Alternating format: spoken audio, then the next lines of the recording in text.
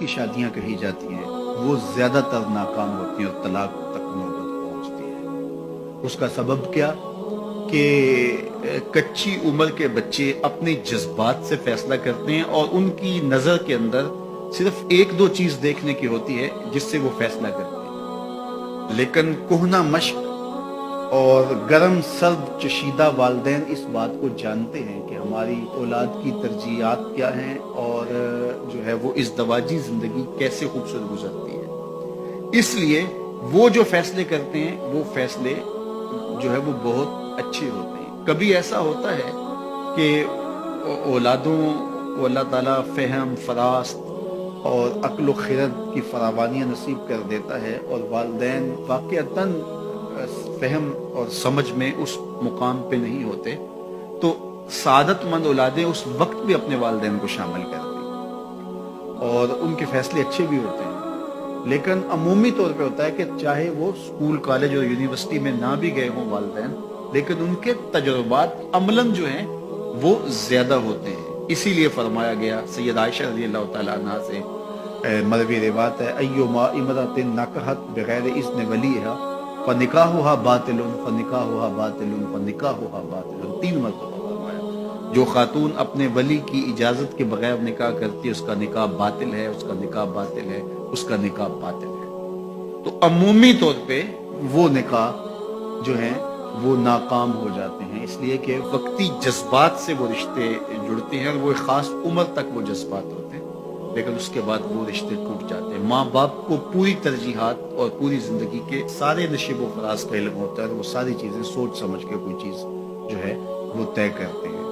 اس میں بعض اوقات ایسا بھی ہوتا ہے کہ والدین بچوں کی ترجیحات دیکھے بغیر اپنی خواہش کو مقدم کر دیتے ہیں، تو یہ چیز بھی تناؤ کا سبب اور طلاق کی نوبت تک پہنچا دیتی ہے۔ یعنی بعض اوقات ماں باپ کو ضد ہوتی ہے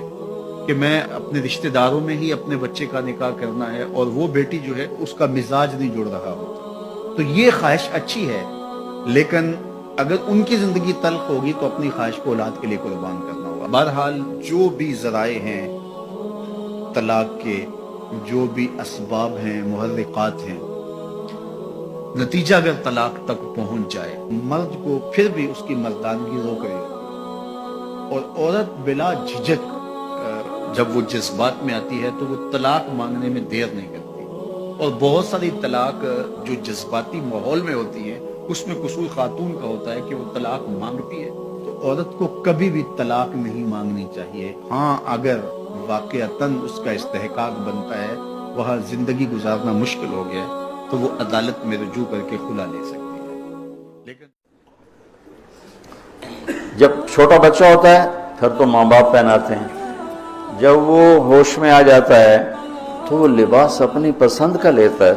ماں کی پسند کا نہیں لیتا، باپ کی پسند کا نہیں لیتا ہے۔ تو لفظ لباس میں اشارہ ہے کہ والدین کو چاہیے کہ شادی میں اپنی بیٹی اور بیٹے کی پسند کا خیال رکھیں۔ یہ لفظ لباس بتا رہا ہے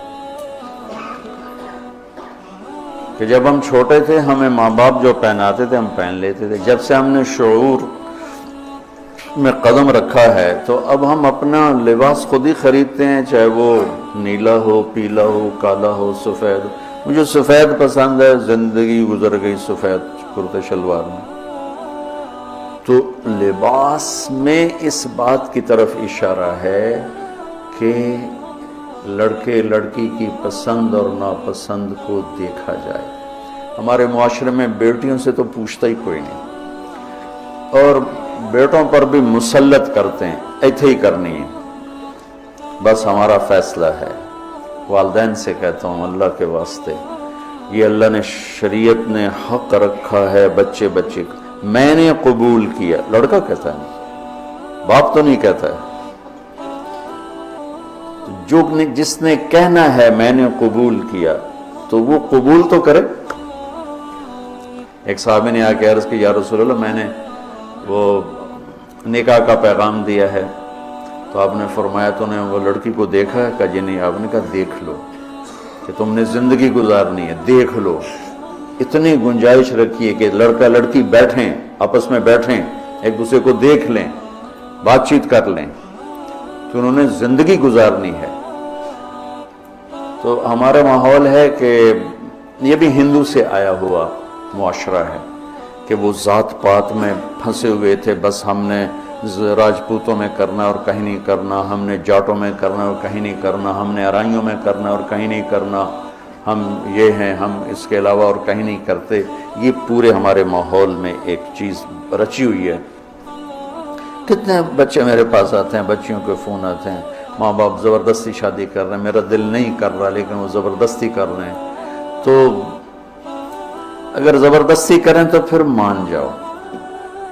قربانی دے دو، پھر بغاوت نہ کرو، قربانی دے دو.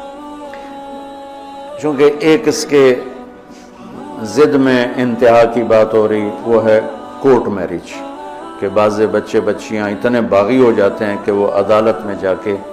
اپنا نکاح کر لیتے ہیں. میں اس کو ٹھیک نہیں سمجھتا کہ